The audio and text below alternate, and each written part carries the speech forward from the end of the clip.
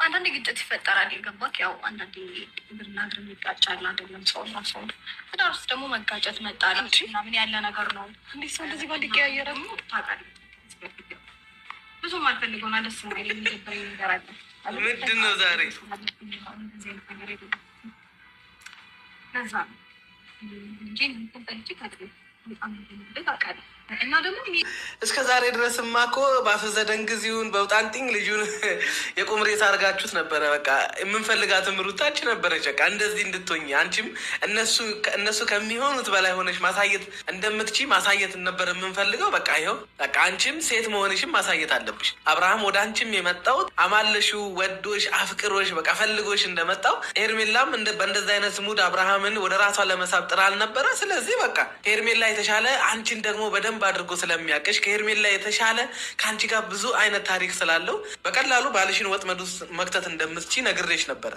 በእል ምናምን በመናደድ በጥፊ በመማታት ምናምን ወንድ ልጅን የራሷ አድርጋ የምታክ ሴት የለችም ብዬ ደጋግሜ ተናግሬ ነበር። በቃ ይኸው አሁን እዚህ ጋር ክብርሽን እንድጥይ ምናምን ነገሩን ሪል የምር እንድታደርጊ ምናምን አይደለም። ስለዚህ ለእነዚህ ልጆች አንቺም ማማለል እንደምትችይ አንድን ወንድ ልጅ በራስሽ ቁጥጥር ውስጥ ማድረግ እንደምትችይ አቅሙ እንዳለሽ ያንን ተጠቅመሽ ባል እንዳደረግሽው ለልጅሽም አባት እንዳደረግሽ እነዚህ ሰዎች ማወቅ አለባቸው። ወለድሽ እንጂ የሆንሽው ነገር የለም። ይኸው ውበትሽ እንዳለ ነው። ጭራሽ እንደው ደምግባቱን ሞገሱን ሁሉን ነገር እንደው ጨምሮልሻል። ይኸው እነዚህ ሰዎች ከአንቺ አጠገብ ቆመው አመዳቸው ነው የሚታየው።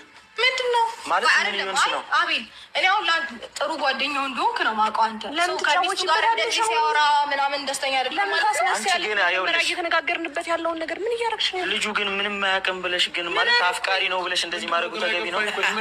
ልጁማ ምንም አያውቅም ብላችሁ እናንተ በነፍሱ ተጫወታችሁበት እኮ መሀል ላይ እያመለጣችሁ እኮ አብርሃም ምንም ባለማወቁ እንደተጫወታችሁበት ነው አሁን እየተናገርክ ያለው። ራሱ አብርሃም ምንም አያውቅም ልጁ ምንም አያውቅም ማለት ራሱ ልጁ ምንም ስለማያውቅ አረለ ስለሚስቱ ክፋትና መጥፎ ነገር እየሞላ ልጁን ትዳሩ እንዲጠላ ያለበት ህይወት የገባበት ትዳርን ስህተት እንደሰራ እንደቸኮለ እንዲያስብ ያደረግከው እንዲጸጸት በትዳሩ እያደረግከው የነበረው ልጁ ምንም ስለማያውቅ ሞኝ ስለሆነ አይደል? ይኸው ተናገርኩ።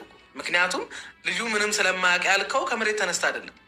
እንዴት ሚስቱ ናት አጠገቡ ያለችው። ምንም አዲስ ነገር እኮ የለውም። ሩታ ናት አብራ ያለችው።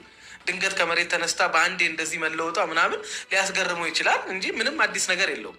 ሞኝነቱንማ ምንም አያውቅም ብላችሁማ የተጫወታችሁበት እናንተ ናችሁ።